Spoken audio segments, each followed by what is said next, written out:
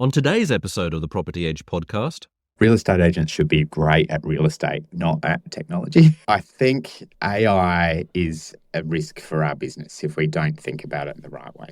Don't expect that the system that you're using today is the system that you're going to be using in 5 or 10 years' time. hello and welcome to the Property Edge podcast. My name's Rob Turnbull. Join me on a journey of discovery as we discover the tools, the technology, the platforms, the data, the AI that are powering today's real estate and property leaders and giving them the edge. And this information will also guide our Property Edge workflow in the future to understand what else we can put into Property Edge to give you, the user, more capabilities. And today I'm joined with someone who will have a really different perspective on this. As the president of the Real Estate Institute of South Australia, Cain Cooke has done a lot for the industry over the last few years, but he's not even involved directly in a real estate agency anymore. Good morning, Cain. Thanks for joining. Good morning, Rob. Thanks for having me on. Now, we just mentioned before we started recording that it's been about 15 years since you were with Century 21. What have you been doing with yourself since then? I've done a lot of different things in the last 15 years. I went and ran a little juice bar that everybody might be familiar with called Boost Juice. I was part of the team that brought Specsavers to Australia. I've ran a South Australian coffee chain, Chibo, ran an IT company. And in the last couple of years, I've launched a couple of my own ventures, one being an electric motorcycle company, which I guess is very much in the technology space, and a tiny homes business as well. So I've kind of traversed a number of industries since leaving the gold jacket behind, gold being a loose word, I think, around the colour of that. But it certainly gives me a really interesting vantage point from which to think about not only the real estate industry, but I guess business in general. And so as the REISA president, you're always keeping connected with the industry, obviously, and you'd have some solid relationships and you're operating almost daily in that industry. But, as I always harp on about, the technology is great, but if you haven't got the execution there, that technology doesn't matter whatsoever. So sometimes rather than upgrading technology, it's important to upgrade people and help them understand that. How have you seen that since you stepped away from the industry? How have you seen technology change things? In many, many ways, and then in no ways at all. Yeah, and old enough to remember when I started in the industry, we used to still take a camera, and digital cameras were becoming a thing. And we'd take photos and then print them out and stick them on a window card.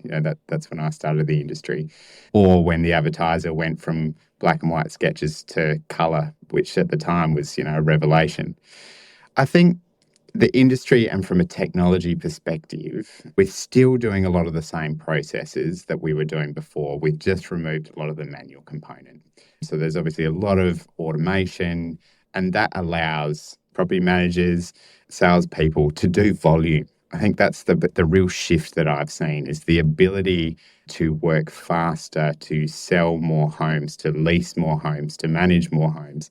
That's the real observation that I've seen. Is 20 years ago when I got in, some of the sort of volume of transactions that we're seeing people do, we never would have dreamed of at that time. And that's all because they've got a supportive ecosystem around them, and it allows great salespeople in particular to really hone in on what they're great at. And fundamentally, this is a people business. So when you have great people listing and selling property, and they're not having to worry about triplicate pads to sign a contract, they can actually have technology to facilitate that process, that they've got prompters around the relationships or things that are important to people that are on their database. They can really lean into, in my view, what are the two most critical parts of any real estate transaction, whether that be on PM or sales, and that's human, so building those relationships, and then also having the space and intelligence through systems, data and insight to negotiate the best outcome for their vendor or their landlord. And at the end of the day, that's the job. And you see that throughout, right? So you see technology coming in and allowing humans to be better at the best things that they can do that technology can't do for them.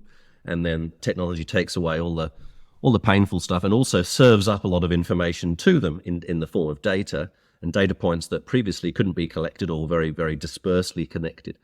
Serve them up right there and then in a timely manner for people to make decisions. In that space then, in that serving up data space, what are you seeing that the top 10% agencies, what are they arming their teams with that perhaps other agencies should perhaps consider or look into? From my perspective, I think it's actually about the interpretation of data. So, if we consider that great real estate agent, their knowledge of the market and the market dynamics. Now, 20 years ago, we used to get that from hitting the phone and talking to our peers, or we'd see an under contract sticker go up on a property and we'd call, what did you get for it? What's it look like? So that we could get those market insights. Those market insights are now available through things like Property Edge, which is a great product, but whether that be through CoreLogic or a competitive product as well. I think what the great agencies do and great agents is actually use that data and interpret it in real terms. So it's all well and good for us to know that 8 Smith Street sold for $2.2 million. But what does that actually mean? How did that sell for $2.2 million? What was the marketing campaign that went behind it? What did the buyer profile look like? What sort of conditions were set around that contract? Why did 8 Smith Street sell for 2.2, but 2 months ago, 7 Smith Street sold for 1.8? What's the difference on that side of the street to the other? So I think what's really important is how you interpret that information.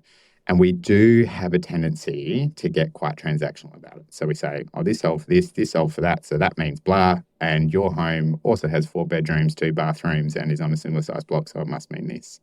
But actually, in truth, understanding how that home is used, who lived in it, what improvements have been made, its proximity to services, school zones.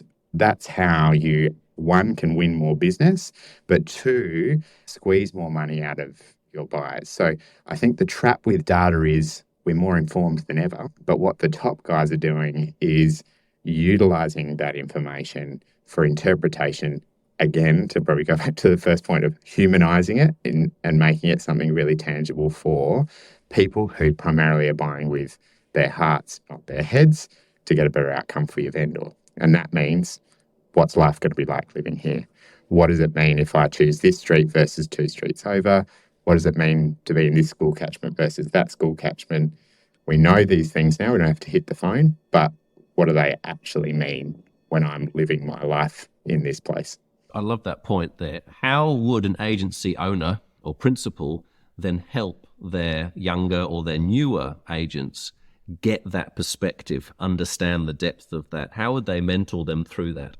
I think the great agencies are doing this by bringing their recruits up through working underneath experienced agents. I always used to butt up against this. I was a young guy in Century 21, and we had very, very experienced agents at the time in the early 2000s. And I thought that I knew better because I was young, I was enthusiastic, I wanted to change the game. But what really helped, and we're seeing this happen in really formal structures now, is where you have the ability to slide underneath the arm of somebody who's been practicing for 10, 15, 20 years and really honed their craft. So I think while the temptation for new entrants to the industry is to go, all right, I can go and get subscription to data, I've got my form set, I've got my CRM, I've got a great network and I know how to tap into that, I can go and make money.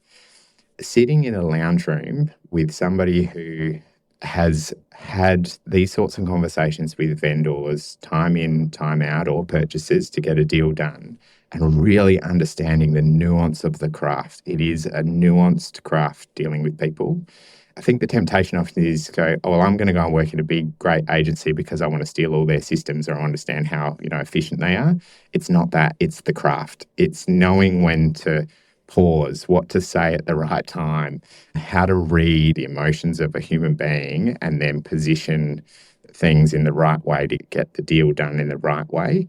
That's the power. And I think the really great agencies are offering that through team structures, through being able to work under elite agents. You might be 2 or 3 of you as a team and really hone your craft before you stand up yourself and potentially your own team and pay that forward. So it is much more structured in that way these days for those elite performers. I love the term you use, humanizing it, because that's really what it comes down to. It's a people game, isn't it? But if we skip away from people all of a sudden and let's go to the hot topic of the last couple of years, AI. Yes. I do remember some really interesting people talking at the recent REISA conference, actually, a couple of months ago about AI. And there was quite some other disturbing dystopian future where robots and AI are going to be calling all prospects, and then we'll be calling using AI and responding to AI. Where do you see this fitting at the moment? What are agencies doing to embrace it? And where do you think it'll go? There's a lot of parts to that question, Rob. It's a good one. I think AI is a risk for our business if we don't think about it in the right way. There is this view that in the future, I will have my AI version of Cain that will deal with an AI version of Rob, and it'll know everything that I know and probably be a much better version of me. It'll be Cain on a good day every day. And that I'll be able to instruct that AI as to who I want to engage with, how I want to engage with them, and what's important to me. So actually getting through to the human behind AI is going to be extraordinarily difficult. And for real estate agents, that becomes really challenging. And what we do generally in our industry is we're really good at adopting technology. We're fantastic at doing that early days. We love technology. We're looking for the edge. And there is an edge at the moment, and we are starting to see people use avatars of themselves to talk or to try and sell property. And I generally think that's dangerous. I think the people that are going to win this game are the ones that actually use AI not in the sense of replicating themselves, but in taking away the mundane tasks. So use AI to do all of the low-level tasks that aren't income generating to allow you to compile information, to pull reports together. I think we'll see it more and more start to assist us in completing contracts, Form 1, those sorts of things. And they'll probably do it much better than we can remove any errors. But the way we survive, again, is to go back to that human piece. It's be belly to belly, be toe to toe, have the conversations, make meaningful connections with people, show up and care, and then let the AI do all the stuff that doesn't require you to be an empathetic human. And I think the real estate agents that are going to win in this space are the ones that do that. Gone are the days where you could say, I'm a great real estate agent because I know how to fill in a Form 1 better than anybody else, and I'm meticulous with my paperwork. There will be a time where machines will do that for us. In fact, I think it's closer than we probably all realise. And the ones that will win again will be the ones that can turn up, can connect, can understand your motivation for buying or selling and produce a brilliant outcome, and then continue to personalise that relationship. What you're saying there seems pretty true in how AI is being used at the moment, because it probably hasn't got to a point where we can confidently use it elsewhere. But once again, you're right. We talked earlier about your times at Century 21, where technology was just starting to develop. Perhaps we can compare the way that AI is operating now as in when we started getting spreadsheets and emails happening. It just made mundane tasks quicker and easier and gave us the opportunity to do more volume every day.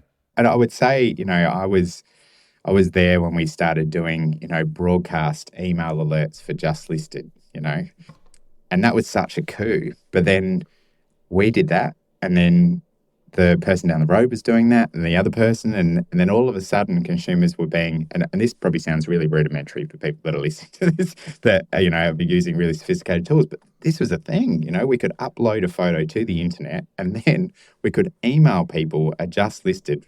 It was, cutting edge stuff in 2002, whatever it was. But what happened very rapidly is that everybody was doing it, and we were spamming people. So people were absolutely being hammered. Then what happened is people started to think about how you create value. So the people who could take that technological leap and go, how do I take what is being used currently as just a kind of, I think you'll like this house, here it is in your inbox. But instead go, I understand you, I understand your motivations for buying, I understand that you want unique insights about the marketplace or what's happening in your local area, and creating value for those people they were communicating with, they started to win the race rather than those that were just uniformly bombarding. And I think that's probably going to be the same thing with, well, any emerging technology is if we put ourselves, and I'm probably going to be a bit controversial here, but many people in the industry that have heard me talk, I talk about this all the time. Prop tech has made agency practice really efficient. Most of it is aimed at us as practitioners and making our businesses more efficient so that we can create more money. Very little of it is focused at the consumer. And actually, in a lot of cases, when we adopt some of this technology, it requires the consumer to do more. So it requires them to input data for us to make our life easier. I think the agencies who are starting to lean in and go, how do I create value for the buyer or the seller, the landlord or the tenant, rather than just efficiencies for me? And don't get me wrong, efficiencies are very important in businesses, how we do make money and we keep things moving. But if we put the lens of we are here to serve the end user and technology should do that, how do I create value for them so that they choose me versus how I've created value for myself within my business by adopting all these technologies? That's something I'm really passionate about, and I don't think we're quite there yet. But as we do that, and the people that are able to do that, they're going to win big time because consumers will flock to them. I love how you flipped that there, right? You've talked about technology. Let's get away from what technology can do behind the scenes in our business, how technology adds value, and it's really important. And your perspective there that first movers will get that first jump is really a valid one. And so on that, the first movers tend to be the ones that are more agile. They tend to be the ones that are more connected. Potentially, they tend to be medium to large in this space because they actually have the capability to take a step back. They might have teams that can do this. Do you have any recommendations or any ideas for smaller agencies and agents who might want to get on this and try and understand how they can add value to their customer using tech, given they've got their day job, which is, being a real estate agent? Yeah. Oh, look, I think it doesn't have to be complicated. So if we think about things like we live in a world of social media now, and a lot of these AI tools are now integrated into Instagram, into Facebook. Meta's got them sitting there. So that allows you to understand better. You can use things like ChatGPT to help you create content in a really tangible way. You've got to do it sensibly. These tools are universal. They're not things that require you to be turning over $50 million or $100 million and have a team of developers. There's definitely businesses out there that are doing that, and they're going to play with these tools and do some things. But if you're a smaller practice or you're just starting out, there's actually a myriad of tools that you can access within things that you're using every day. I think most of us, even me these days, I spend a lot more time on Instagram than I probably should.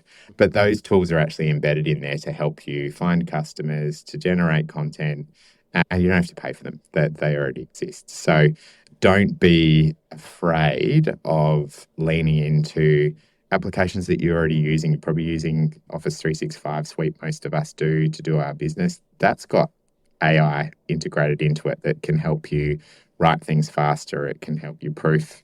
So these are little things, I suppose, but they're all about creating those efficiencies for yourself. And I would always kind of recommend to people, something that I get talked a lot about is AI chatbots. All the time people raise this because I think when we're in real estate, we get conversation fatigue.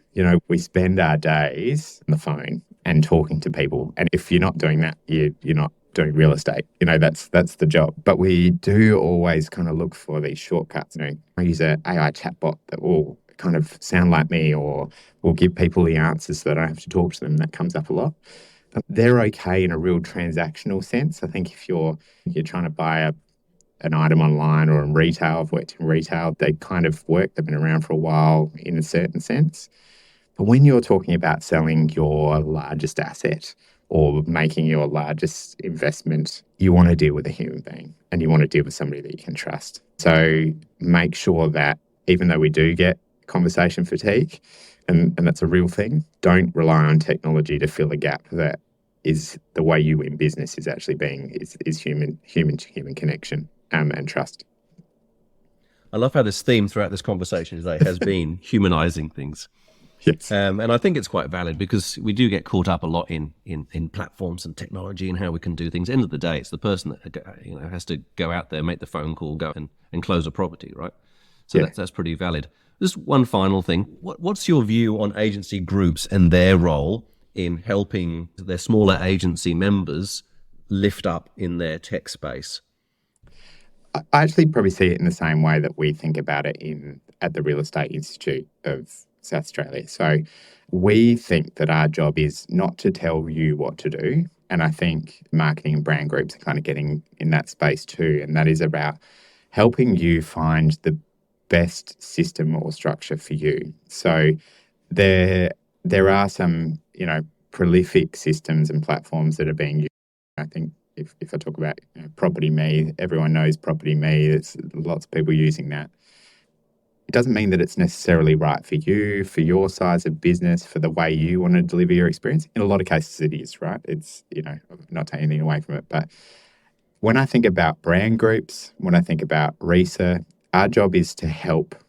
When you consider there's thousands and thousands of prop techs and systems out there, our job is to help you make the decision about what you use and what's best for you more rapidly, because you can get lost very quickly, and there is no one size fits all system that does all of the things. You need to use multiple systems and pull them together, and helping you understand where your data lives, where the developers are, how these people are going to support you if things go wrong. Is it secure? Where's the value that you can extract from it? What parts of the system are you going to use? Who's a trusted vendor versus, who's experimental? I think they're the jobs that we have. Real estate agents should be great at real estate, not at technology. There's amazing people out there who are really good at this stuff, and you need to lean into them. So if I think about the way that I see real estate practitioners and the way we win the game, it's about becoming a trusted advisor. So in the same way that we have an accountant, a lawyer, we might have a financial advisor, there are trusted ecosystem of people. And we should always have a real estate agent. I genuinely believe that. But you also need somebody in technology who's a trusted advisor. And brand groups can do that. There's obviously lots of external independent people as well that can do that. You can look to your institute or even quite often I find some of the bigger brands are also really happy to share what they're doing. Maybe that's a very Adelaide thing too, but in South Australia, I think we're always very happy to share, to say, oh, look, we're trying this, or we use this system and it's great, or yeah, don't touch that one because it's a bit of a disaster zone. So I think don't feel like you need to be an expert in technology. I ran a technology business and I'm not an expert in technology, but I was surrounded by people that were, and I asked them questions and they gave me great advice. The role of brand is to provide good structure, good advisory, in some cases, great systems. And what is it, Century 21, we had eSales, which was a web-based CRM, which was kind of this revolutionary thing at the time. That's just the way the world works now, right? Wind the clock forward 20 years, we've all got them. And that's the challenge, is keeping up. But what I would say in that context too is that our ability to be agile and not getting bogged down in systems is also really important, because the space is dynamic. There's something new coming around the corner all the time. I went to London Tech Week in June, and there I found these guys from New Zealand called Apply ID that do anti-money laundering check and ID verification. I was like, oh, that's great. We can plug that in. But my mindset went, yeah, we can plug that in. Not, I'm going to go and wed myself to these guys. Go, how does this fit into existing ecosystems that solves the problem? So how do we extract as much value as we can? And those guys will probably kill me for saying this, but how do we extract the value now that's available by them being leading edge, integrate it into our systems ahead of changes in things like anti-money laundering, which we're expecting this year, but position it in a way that if something better comes along or things change or expectations change, that we can adopt the next best. The system that we were using 15 years ago is not the system that anybody is using today. don't expect that the system that you're using today is the system that you're going to be using in 5 or 10 years' time. I think the real good insight there is the plug it in thing. I do this a lot at work. The plug it in. We just plug it in because data is easy to plug in. It really isn't, apparently. Yeah. But there's people that can do that for you. that's right. Yeah, you don't get an expert. But I guess that's what you want, isn't it, from these systems? You want to have this plug and play ability, but then you'd also have the unplug ability and to plug something else in. I think, so if I'm going to take two things away to the Property Edge team at Land Services from our conversation today, Cain, one, it's going to be that ability to jump in and jump out, that plug thing that you just talked about there, because I think that's valid. And the other one is humanizing data. We've made Property Edge to be this platform where it's really easy to access loads of data, really, really good and pertinent data, unique and trustworthy data. But how do we then take it as a level up in the pyramid of use? How do we humanize that? How do we make it more digestible for people to take away and use in their own day-to-day offering? So I appreciate what you've done there with those insights. And let me thank you there for joining me today. Absolute pleasure, Rob. Thanks for having me on. That's been some really interesting perspectives. I hope the listeners at home have received something that they can take away into their own business. Certainly we will be at Property Edge. And do remember, subscribe to this podcast if you've got value today. Head over to propertyedge.app if you'd like more information about what we do and also to sign up for our monthly newsletter. Until the next time, bye-bye.